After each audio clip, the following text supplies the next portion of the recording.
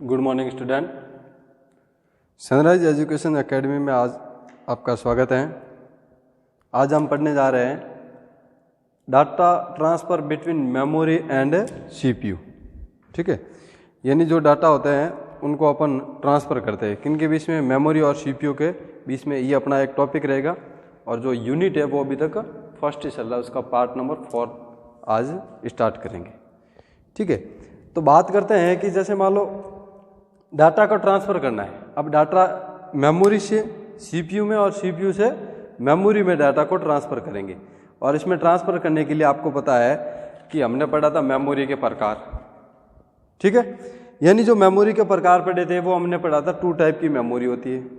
कितने टाइप की होती है? 2 टाइप्स ऑफ मेमोरी, यानी मेमोरी के 2 प्रकार होते हैं। ये पढ़ा था अपने लास्ट वाले वीडियो में। यानी मेमोरी जो 2 प्रकार की होती है वो होती है, एक तो अपने प्राइमरी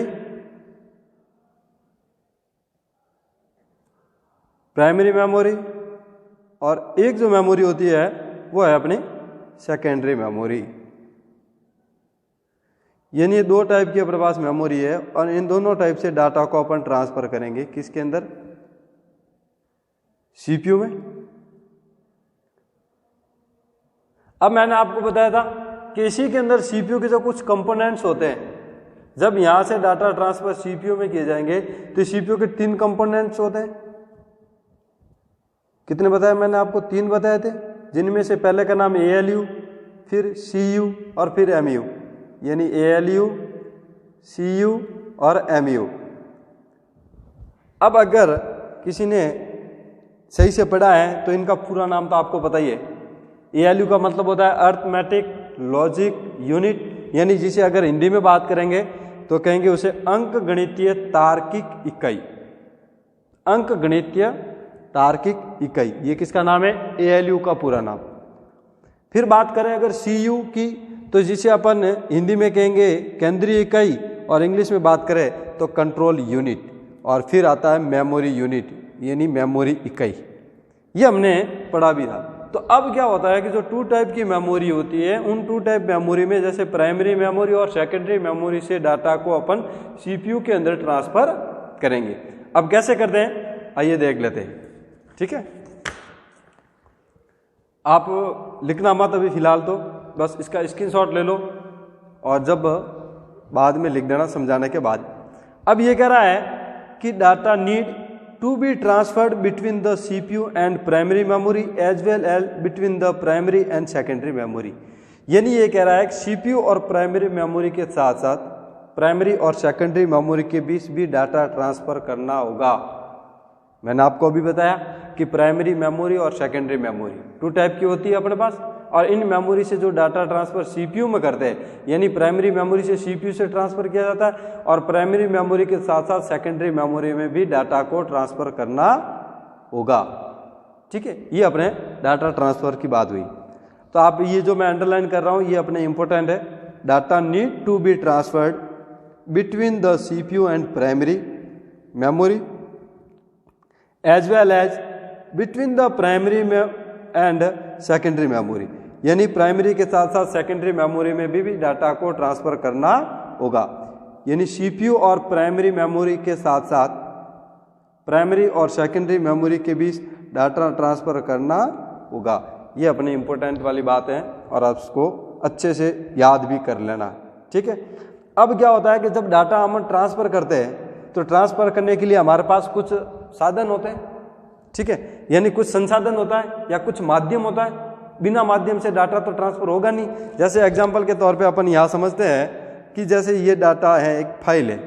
ठीक है, जैसे आपके मोबाइल की बात करें, यानी मोबाइल के अंदर आपके डॉक्यूमेंट है। क्या है? डॉक्यूमेंट है। अब वो डॉक्यूमेंट आपको कंप्यूटर में लेने, ठीक है, यानी मोबाइल के अंदर जो डॉक्यूमेंट पड़ा है वो किस में पड़ा है? आपके मेमोरी के अंदर है। अब वो सारी मेमोरी कैसी भी हो, प्राइमरी मेमोरी भी हो सकती है या फिर आपकी सेकेंडरी मेमोरी भी हो सकती है।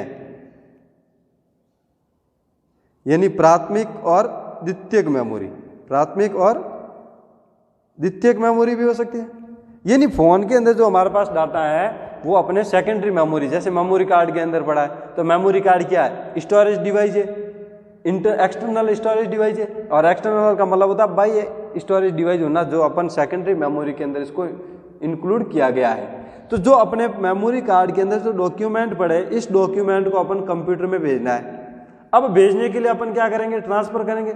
और जो ट्रांसफर करने के लिए हमारे पास जो मेथड है वो या तो अपन केबल से कनेक्ट करके कंप्यूटर में भेजेंगे, जिसे अपन कहेंगे वायर वाले, और एक होगा बिना केबल से कंप्यूटर में भेजना, भाई जैसे ब्लूटूथ के द्वारा, या फिर कोई जैसे कोई सॉफ्टवेयर ले रखा है, जेंडर है, शेयरिट है, etc। इनके माध्यम से जब हम मोबाइल से डाटा कंप्यूटर में भेजेंगे तो हमारे पास दो माध्यम हो जाएंगे, एक तो बिना केबल के और एक केबल के साथ, ठीक है, यानी भौतिक रूप से, और एक बिना भौतिक रूप से। यानी अगर भौतिक रूप से भेजेंगे तो इसका मतलब वो फिजिकल रूप से आपस में इनको कनेक्ट किया जाएगा, यानी मोबाइल को केबल से जोड़कर आपके सीपीयू में कनेक्ट करना होगा।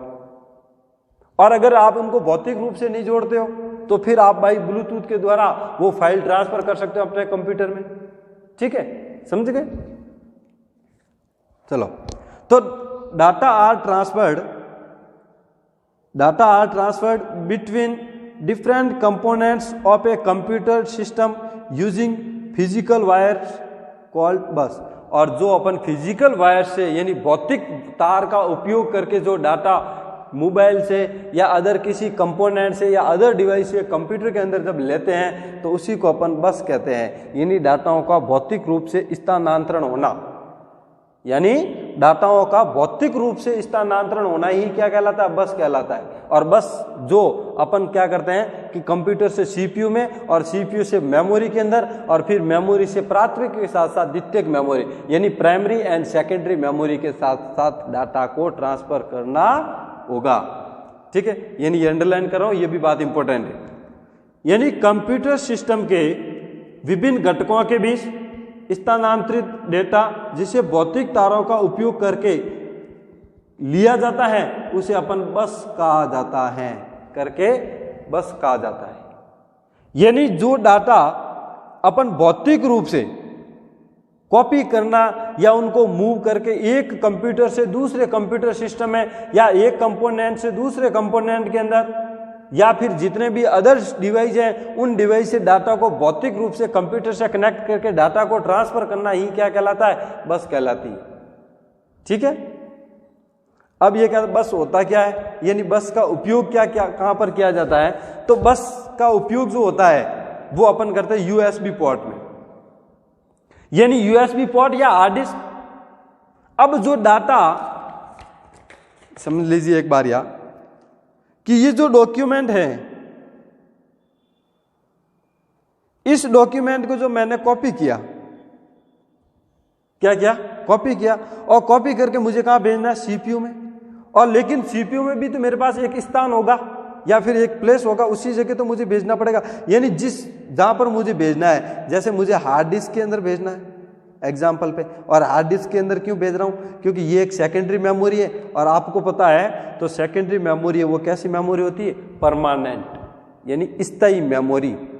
यानी फ्यूचर में अगर आपको उस डॉक्यूमेंट की या उस फाइल की अगर जरूरत भी पड़ती है तो आप उस फाइल को देख सकते हैं। इसलिए मैं इसमें सेकेंडरी मेमोरी के अंदर हार्ड डिस्क के अंदर उन डाटा को स्टोर करूंगा या उन डाटा को मैं कॉपी करूंगा, ठीक है। तो मैं क्या करूंगा? डॉक्यूमेंट, अब जो मेरे पास अदर कंपोनेंट्स या अदर डिवाइस है, अदर मेरे पास जो डिवाइस है यानी जो अन्य उपकरण है, अब उस अन्य उपकरण को मैं कंप्यूटर में कनेक्ट करूंगा, और जो मैं कंप्यूटर में जब मैं कनेक्ट करूंगा तो वो किसके कहां पर करूंगा? यूएसबी पोर्ट होगा, और उस यूएसबी पोर्ट के अंदर मैं उसको कनेक्ट करूंगा, और वो कनेक्ट होते ही मेरे कंप्यूटर के अंदर शो हो जाएगा। अब मैं क्या करूंगा कि यहां से जो डॉक्यूमेंट है उस डॉक्यूमेंट को मैं कॉपी करके इस हार्ड डिस्क के अंदर उसको क्या कर दूंगा? कॉपी, और यहां आके पेस्ट कर दूंगा। इसका मतलब ये जो 20 की जो प्रक्रिया होती है या जो ये 20 का प्रोसेस होता है, यानी यूएसबी पोर्ट से हार्ड डिस्क, यूएसबी पोर्ट से हार्ड डिस्क के अंदर जब हम डाटा ट्रांसफर करते हैं तो इसके बीच की प्रोसेस को अपन बस कहते हैं, यानी उस समय अपन बस का उपयोग करते हैं। ठीक है, तो देखो कि bus is used for data transfer between a USB port and hard disk और between a hard disk and main memory. यानी अब आपको पता है कि हार्ड डिस्क मेमोरी के अंदर आएगा, क्यों, वो सेकेंडरी मेमोरी है, और मेन मेमोरी भी आता है। ठीक है, तो ये कह रहा है कि बस का उपयोग यूएसबी पोर्ट और हार्ड डिस्क के बीच या हार्ड डिस्क और मुख्य मेमोरी के बीच डेटा ट्रांसफर करने के लिए उपयोग किया जाता है। यानी बस का उपयोग किसके लिए किया जाता है, एक तो यूएसबी पोर्ट और हार्ड डिस्क के बीच, और एक किया जाएगा हार्ड डिस्क और मेन मेमोरी के बीच। इस समय अपन यूएसबी को हार्ड डिस्क के बीच और हार्ड डिस्क और मेन मेमोरी के बीच का उपयोग करेंगे, और उस समय उपयोग करने वाला है वो क्या है, बस। यानी बस का यूज उस टाइम किया जाता है। अब बात करते हैं तो बस होती है 3 टाइप की। कितने टाइप्स की होती है, बस इज 3 टाइप। ये आपकी इंपॉर्टेंट है, कई बार पूछ भी सकते हैं कि बस 3 टाइप की होती है, और वो 3 टाइप की कौन कौन सी बस होती है। एक तो होती है डाटा बस, फिर होती है एड्रेस बस, और फिर होती है कंट्रोल बस। ये 3 टाइप की हो गई। देखो इनके नाम से ही पता चल जाता है कि डाटा बस का उपयोग कब करेंगे, कि डाटा को अलग अलग कंपोनेंट्स में ट्रांसफर करने के लिए। अब अलग अलग कंपोनेंट्स कौन से, जैसे मान लो हार्ड डिस्क है तो हार्ड डिस्क से फ्लॉपी डिस्क के अंदर भेज दिए, फ्लॉपी डिस्क से पेन ड्राइव में डाटा को भेज दिए। ये सब क्या अलग अलग कंपोनेंट्स, यानी अलग अलग डिवाइस में। जैसे मान लो आपने कंप्यूटर से कॉपी करके मोबाइल के अंदर ले लिया, ये क्या है, डिवाइस है, कंपोनेंट्स। यानी डाटा को डिफरेंट कंपोनेंट्स के अंदर ट्रांसफर करने का जो कार्य होता है वो डाटा बस करेगा। ठीक है, और एड्रेस बस का क्या काम है कि एड्रेस बस है वो एड्रेस को ट्रांसफर करेगा, किसके बीच में, सीपीयू और मेन मेमोरी के बीच में।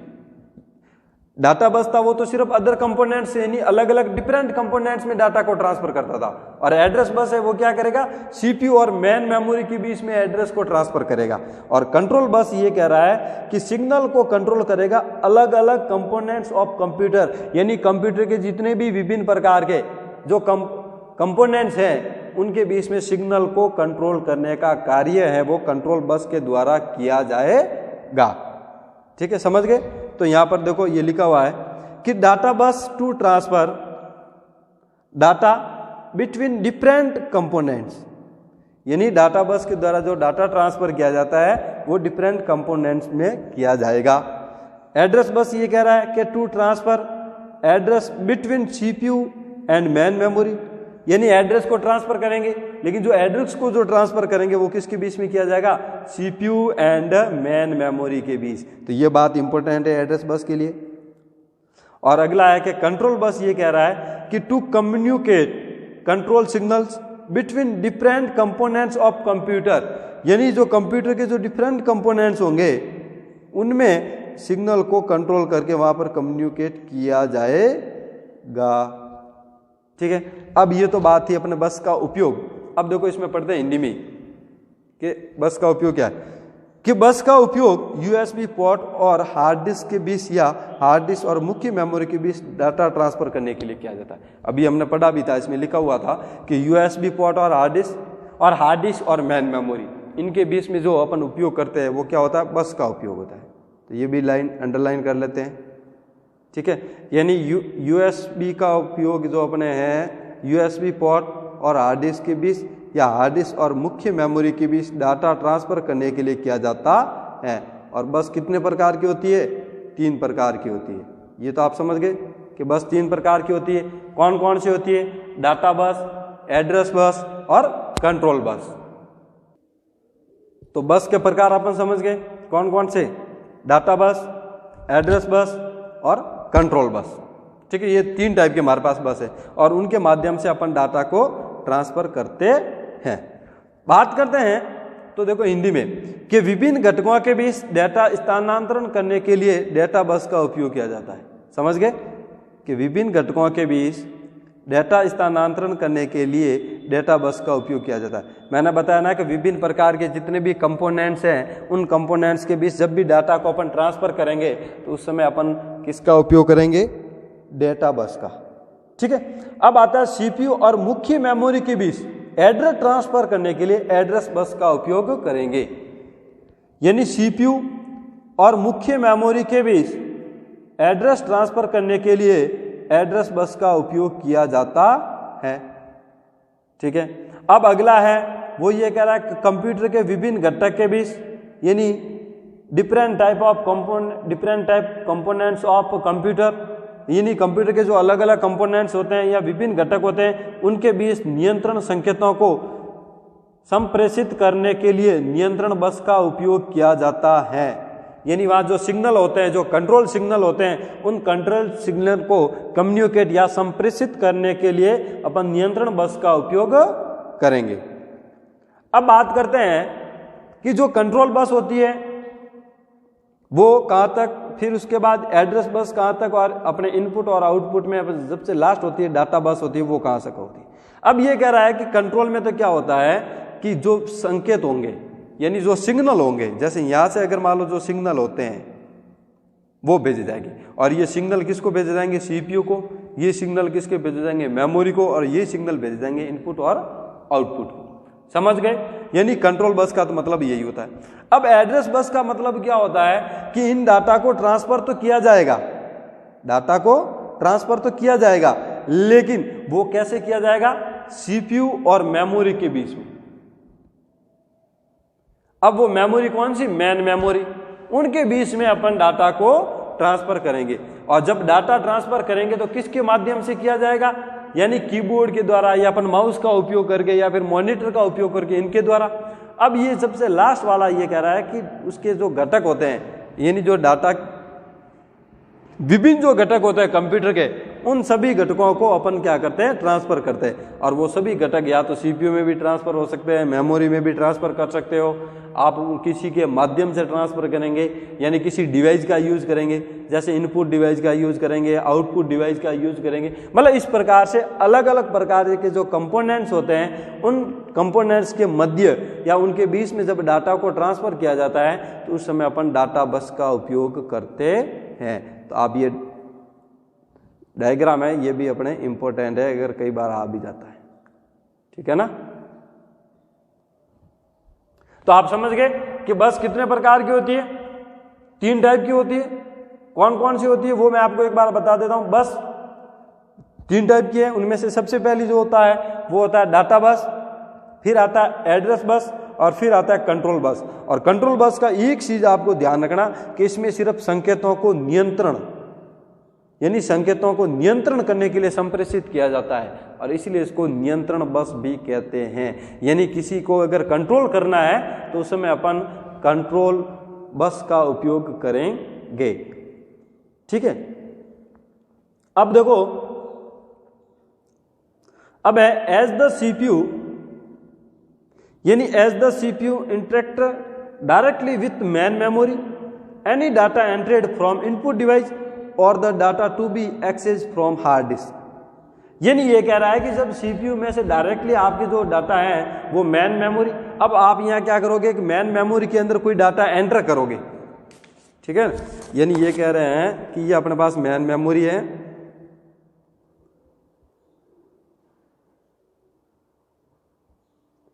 ठीक है। अब इस मेन मेमोरी के अंदर आप ये कह रहे हैं any data entered from input device, यानी यहां से आप डाटा एंटर करोगे किसके द्वारा, इनपुट डिवाइस के। अब आपको पता हो तो इनपुट डिवाइस के कोई 3 एग्जाम्पल बता दीजिए। मैंने फर्स्ट वीडियो के अंदर अपने पढ़ा भी था कि इनपुट डिवाइस के 3 एग्जाम्पल होते हैं जो मुख्य है और जो लगभग हर बार पूछा जाता है। तो 3 इनपुट डिवाइस के जो एग्जाम्पल है पता है तो बता दीजिए, नहीं है तो ठीक है मैं बता देता हूं। यानी एक तो होता है कीबोर्ड, माउस और स्कैनर। ये 3 डिवाइस हैं। इन तीनों डिवाइस के माध्यम से अपन डाटा को क्या करेंगे, इनपुट करेंगे, यानी डाटा को एंटर करेंगे। और ये जो डाटा एंटर होंगे ये आपको ये कह रहा है, और the data to be accessed from hard disk, यानी मेमोरी के अंदर एंटर किया जाएगा और मेमोरी में फिर उसके मेमोरी में हार्ड डिस्क के अंदर इसको एक्सेस किया जाएगा। ठीक है। Needs to be placed in the main memory for further processing. अब इसमें क्या करेंगे कि इसकी आवश्यकता रहेगी, हार्ड डिस्क के अंदर एक स्थान की रिक्वायरमेंट होगी, यानी हार्ड डिस्क के अंदर एक स्थान की रिक्वायरमेंट होगी। और वो रिक्वायरमेंट क्यों होगी? क्योंकि जब आप इनपुट डिवाइस के माध्यम से, यानी इनपुट डिवाइस के माध्यम से जब डाटा को आप एंटर करेंगे किसके अंदर, मेमोरी के अंदर, ठीक है, तो वो मेमोरी क्या करेगी कि इसको एक्सेस करके हार्ड डिस्क के अंदर क्या कर देंगे, एंटर हो जाएंगे। और हार्ड डिस्क ये कह रहा है कि जब इन डाटा को एंटर किया है मेमोरी के अंदर तो मेरे पास एक स्थान होना चाहिए जिससे कि मैं उसको प्रोसेसिंग करने के लिए मैं अपने पास उसको रख सकूं, ठीक है। तो the data is then transfer between CPU and main memory using bus. अब ये कह रहा है कि जब डाटा को सीपीयू और मेन मेमोरी के बीच में जब ट्रांसफर किया जाता है तो उसको भी अपन किसका उपयोग करेंगे, बस का, ठीक है।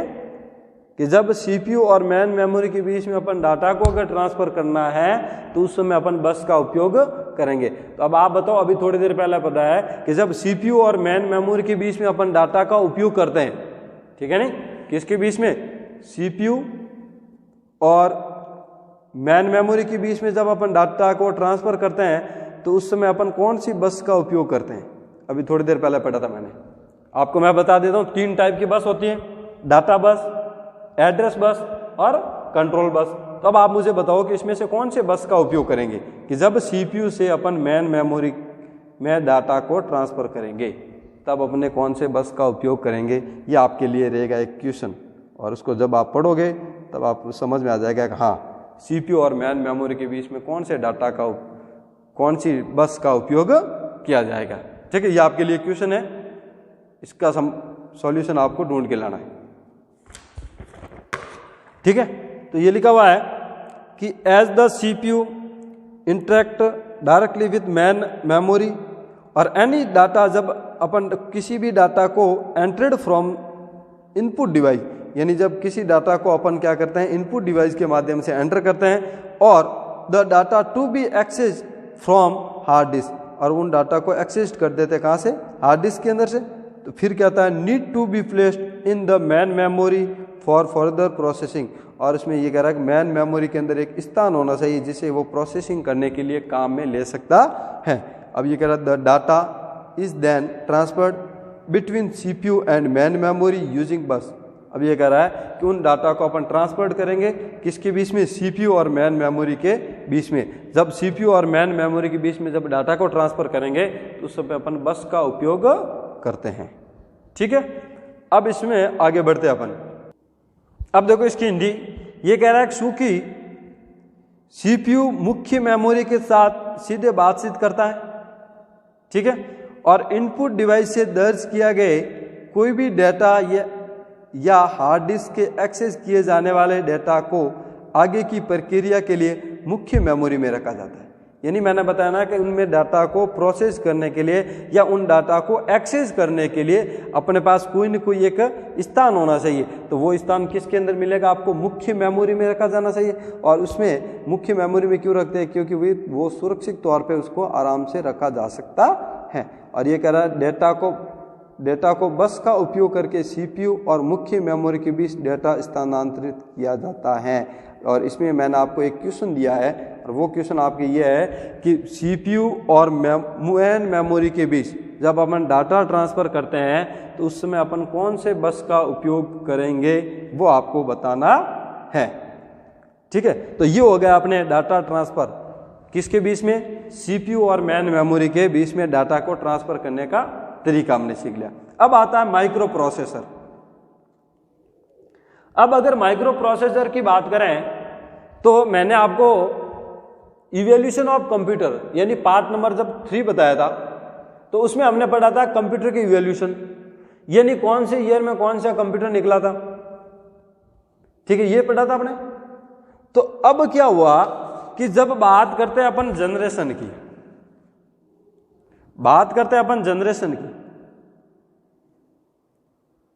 यानी पीढ़ियों की, हिंदी में बात करेंगे पीढ़ी, जब जनरेशन की बात करते हैं तो हमने देखा कि कंप्यूटर के अंदर कितनी जनरेशन होती है, 5 होती है, यानी first generation, second generation, third generation, fourth generation और फिफ्थ जनरेशन। ये सब क्या है, जनरेशन है।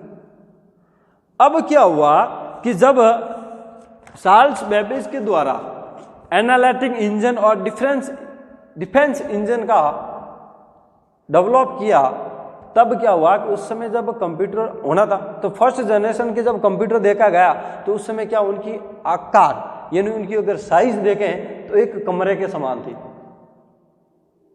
ये बात थी फर्स्ट जनरेशन की। यानी फर्स्ट जनरेशन के अंदर जो कंप्यूटर थे उन कंप्यूटर की जो साइज थी वो कितनी, एक कमरे के समान थी। यानी एक समय में एक ही व्यक्ति उपयोग कर सकता था उस कंप्यूटर को। देखो साइज भी बड़ी, समय भी हुई और एक व्यक्ति ही उस उपयोग कर सकता था।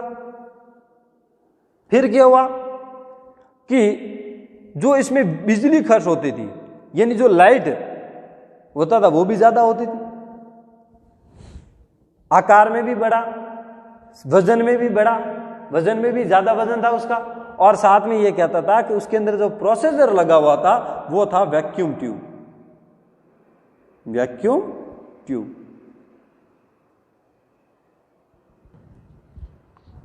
और टोटल फर्स्ट जनरेशन के अंदर 18,000 वैक्यूम ट्यूब थी। यानी कितनी थी, 18,000 all over first generation computer के अंदर। ठीक है, कम समय में, अधिक समय में कम कार्य होता था, ज्यादा हीट हो जाता था, बहुत जल्दी गर्म हो जाता था काम करते करते। यानी अगर व्यक्ति उस कमरे में घुसता था तो 10 से 15 मिनट से ज्यादा वो उस कंप्यूटर पे काम नहीं कर सकता था। फिर बात करते हैं फर्स्ट जनरेशन से सेकंड जनरेशन में आए। फर्स्ट जनरेशन से अपन किस में आए, सेकंड जनरेशन। और सेकंड जनरेशन में आए तो फिर यहां पर अपने वैक्यूम ट्यूब की जगह यहां पर ट्रांजिस्टर का उपयोग किया गया।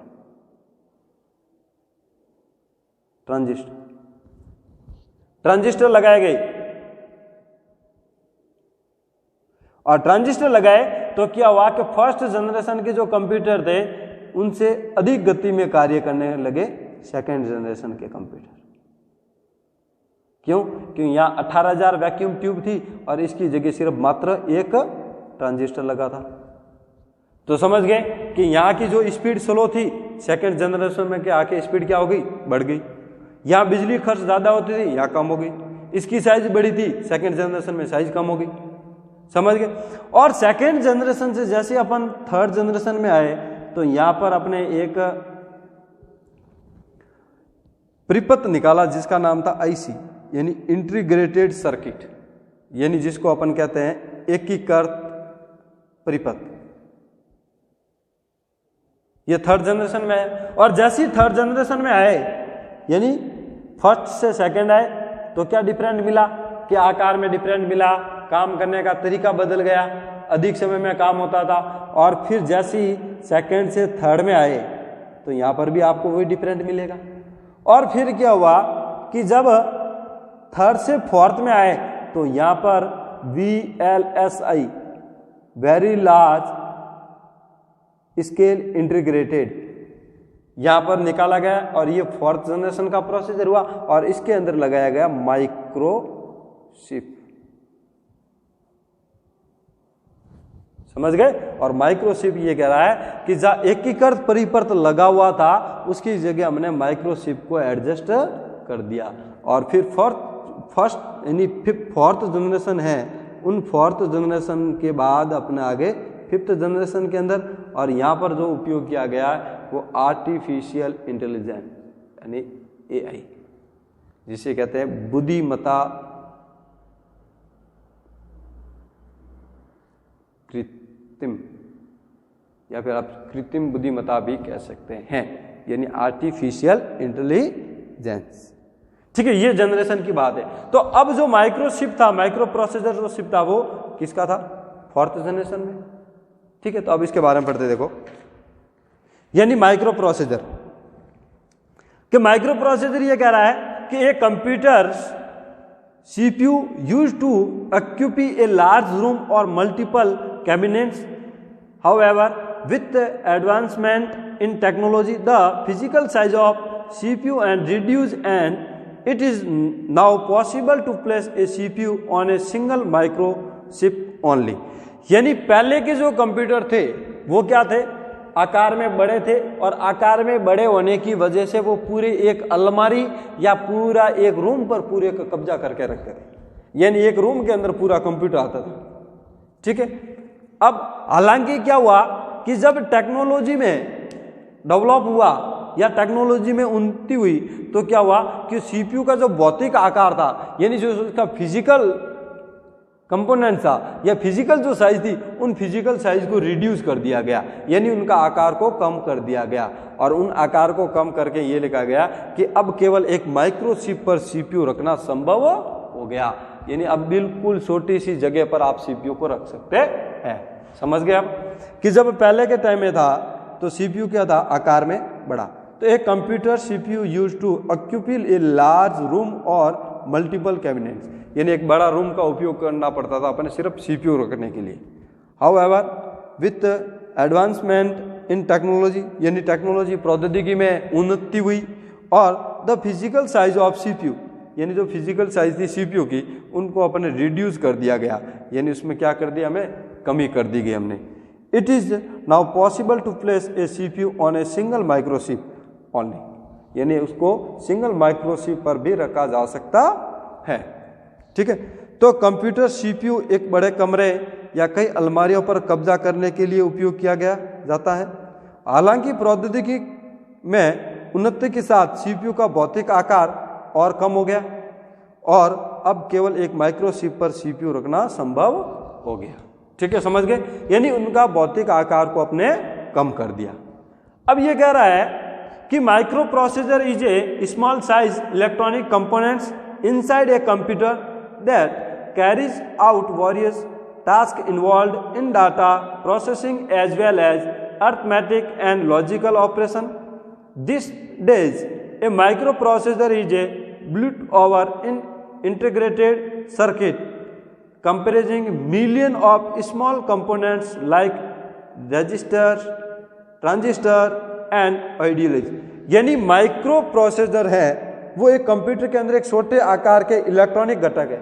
जो माइक्रो प्रोसेसर है वो एक कंप्यूटर के अंदर एक छोटे आकार का, यानी बिल्कुल स्मॉल साइज का एक क्या है, कंपोनेंट्स है, इलेक्ट्रॉनिक कंपोनेंट्स है, जो क्या करता है, डाटा प्रोसेसिंग के साथ साथ, यानी डाटा को प्रोसेस करने के साथ साथ अंक गणित और तार्किक क्रियाओं को शामिल करने के विभिन्न प्रकार के कार्यों को करता है। ये इसका काम होता है।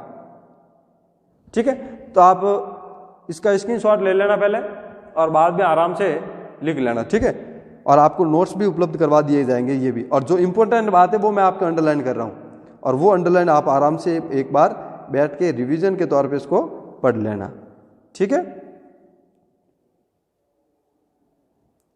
अब ये कहता है कि माइक्रो प्रोसेसर एक कंप्यूटर के अंदर एक छोटे आकार के इलेक्ट्रॉनिक घटक होते हैं जो डेटा प्रोसेसिंग के साथ साथ अंकगणित और तार्किक क्रियाओं में शामिल विभिन्न कार्यों को करते हैं। ठीक है, यहां तक समझ गए। अब क्या है कि micro processors have involved over time in terms of their increase processing capability, decreasing physical size and reduce cost.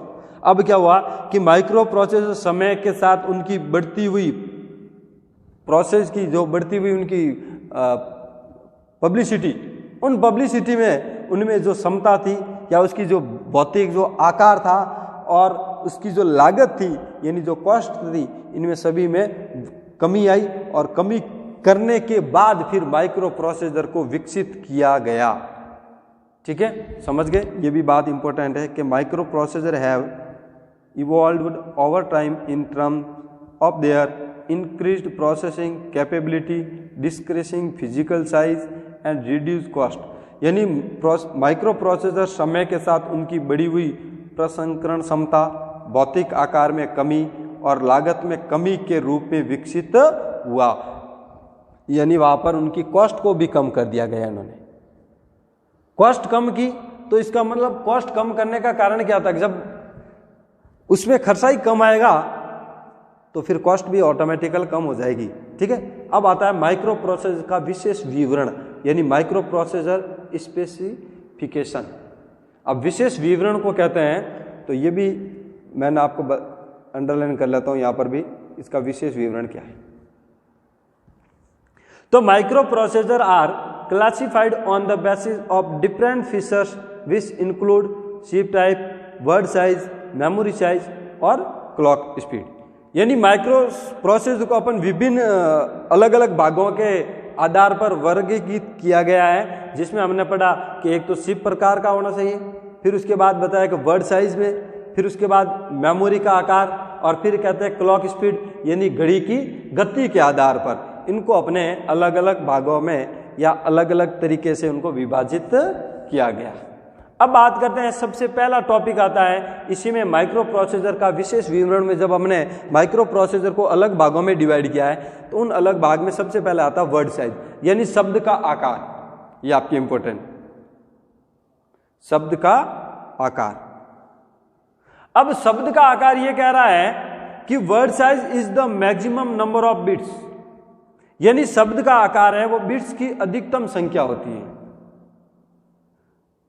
क्या होती है? बिट्स की अधिकतम संख्या। अब आपको पता है कि बिट्स की जो अधिकतम संख्या होती है वो क्या होती है? हमने पढ़ा था कि जब एक कैरेक्टर होता है वो क्या होता है? एक बिट। और जब 4 बिट होते हैं वो क्या होते हैं? 1 निम्बल्स।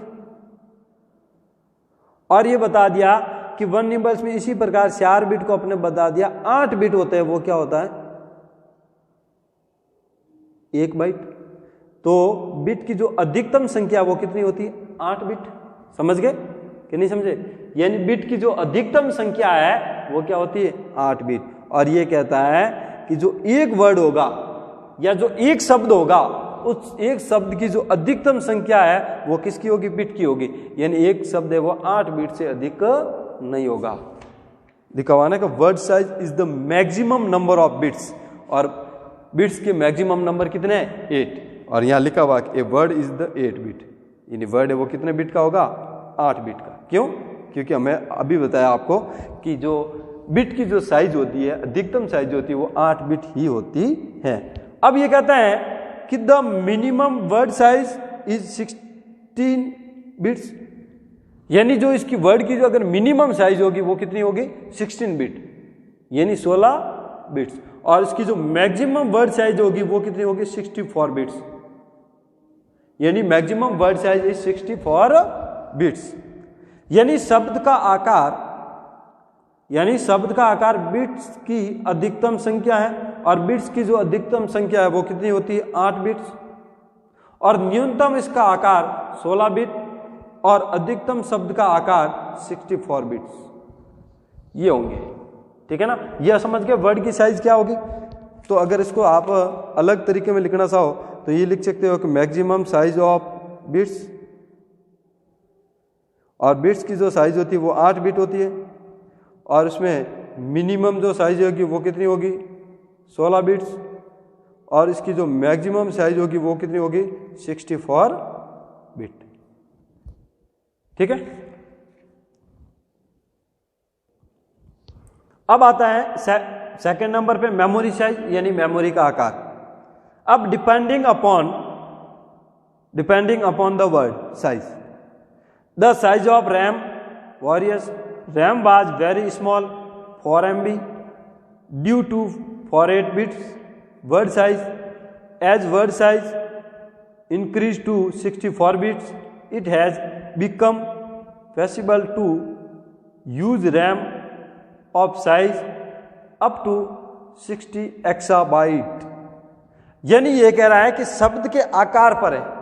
अगर मेमोरी का आकार देखा जाए तो वो किसके आधार पे होगा? शब्द के आधार पे। यानी जितनी बड़ी वर्ड की साइज होगी उतनी बड़े में अपन डाटा को स्टोर करेंगे ना। तो ये बता रहा है कि शब्द के आकार पर रैम का आकार भिन्न होता है। क्यों होता है? कि अगर आपने एग्जाम्पल पे देखो कि एक फाइल जो आपने बनाई है वो बनाई आपने कितने की? 4 MB की। तो यहां पर रैम का साइज क्या हो गया? डिफरेंट हो जाएगा। ठीक है? और एक जो आपने फाइल बनाई है वो बना दिया आपने 1 GB की, तो यहाँ पर भी जो रैम का आकार है या रैम की साइज है वो डिफरेंट हो जाएगी, ठीक है ना। तो ये बताया कि शब्द के आकार के आधार पर रैम का आकार भिन्न होता है, यानी फॉर 8 बिट्स वर्ड साइज के कारण रैम बहुत छोटी 4 MB थी और शब्द का आकार 64 बिट तक बढ़ गया और 16 एक्सबाइट तक के रैम का उपयोग करना संभव हो गया। अब हमें पता लग गया कि हमारे पास रैम है वो कितने बाइट तक आ सकती है, ठीक है। अब जो इसका थर्ड ऑप्शन है वो है क्लॉक स्पीड, यानी घड़ी की गति। अब आपको पता हो कि कंप्यूटर के अंदर एक आंतरिक घड़ी होती है, क्लॉक होती है। वो क्लॉक क्या करती है कि वो जनरेट करती है पल्स को, यानी उनके अंदर सिग्नल को जनरेट करती है, ठीक है। और घड़ी का गति का मतलब है कि कंप्यूटर के अंदर घड़ी द्वारा प्रति सेकंड उत्पन्न पल्स की संख्या, यानी जब घड़ी का कार्य क्या है कि सिर्फ ओनली फॉर टाइम, समय बताना, तो समय बता रही है तो वो जो घड़ी टक टक की जो आवाज आती है तो कंप्यूटर के अंदर वहां पर एक उत्पन्न होती है, क्या होता है, पल्स होती है, और वो जो टक टक की आवाज आती है वो पल्स की संख्या होती है। तो देखो यहाँ लिखा हुआ है computers have an internal clock that generates pulse, यानी signal, at regular intervals of time. Clock speed simply means the number of pulse generated per second by the clock inside a computer, यानी कि computer के अंदर जो घड़ी होती है और उन घड़ी के द्वारा उत्पन्न पल्स की संख्या वो प्रति सेकंड की तरह से होती है, ठीक है। इन्हीं कंप्यूटरों में एक आंतरिक घड़ी होती है जो समय के नियमित अंतराल पर पल्स उत्पन्न करती है, और घड़ी की गति का मतलब है कि कंप्यूटर के अंदर घड़ी के द्वारा प्रति सेकंड उत्पन्न पल्स की संख्या, ठीक है। अब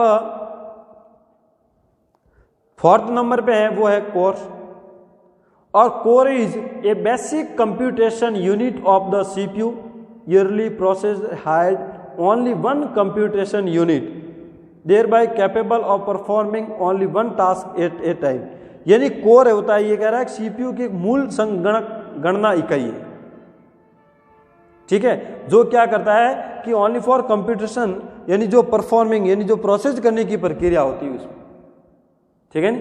यानी ये क्या है कि सीपीयू के मूल गणना, यानी जो ये कोर है, ये कोर क्या कह रहा है कि इसमें क्या मूल संगणना इकाई है, और पहले के जो प्रोसेसर होते थे उनमें सिर्फ ओनली फॉर एक चीज होती थी और वो होती संगणना करना, और वहां पर उस समय क्या होता था, एक समय में एक ही व्यक्ति काम कर सकता था, ठीक है। तो ये है कोर की बात।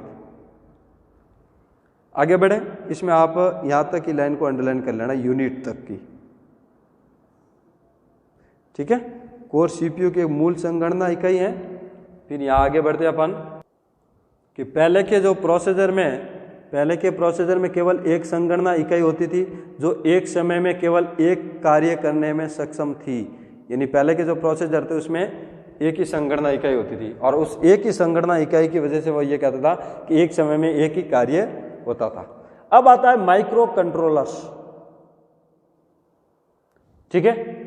तो माइक्रो कंट्रोलर्स की बात करें तो the micro controllers is a small computing device which has a CPU, a fixed amount of RAM, ROM and other peripherals all abandoned and on a single chip as compared to microprocessor that has only a CPU on the chip।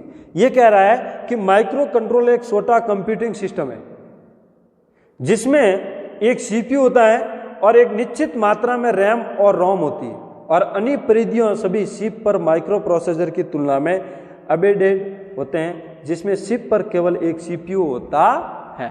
यानी अपन समझ गए कि यहाँ पर क्या होता है, एक छोटा कंप्यूटिंग डिवाइस है, ये लिखा हुआ है कि माइक्रो कंट्रोलर एक छोटा कंप्यूटिंग डिवाइस है जिसमें एक सीपीयू होता है और एक निश्चित मात्रा में रैम और रोम लगी होती है, और अन्य परिधियाँ सभी चिप पर माइक्रो प्रोसेसर की तुलना में एम्बेडेड होते हैं जिसमें चिप पर केवल एक सीपीयू होता है, ठीक है। तो ये पूरी की पूरी लाइन आप अंडरलाइन कर लेना, बहुत इंपॉर्टेंट है।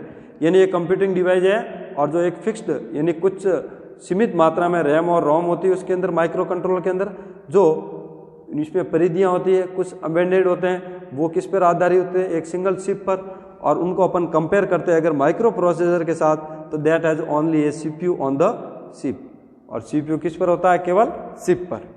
अब ये कहता है कि because of the very small size of the microcontroller it is amended in another device और system to perform a specific functionality.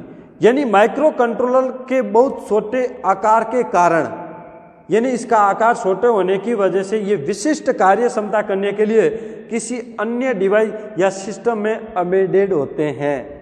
यानी कोई अगर आपको विशिष्ट कार्य क्षमता करवानी उनसे, तो ये किसी अन्य डिवाइस या सिस्टम में एम्बेडेड होते हैं। तो आप ये पूरा का पूरा लिख देना। अब आपको घर पे एक क्वेश्चन करके आना है, और वो क्वेश्चन ये है, वो मैं यहाँ लिख देता हूँ होमवर्क में, SW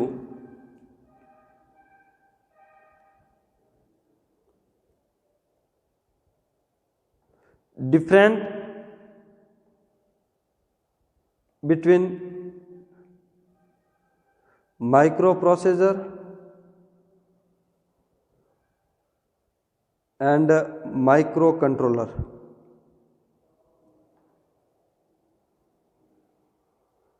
and micro controller Hindi में लिखे हैं तो माइक्रो प्रोसेसर व माइक्रो कंट्रोलर्स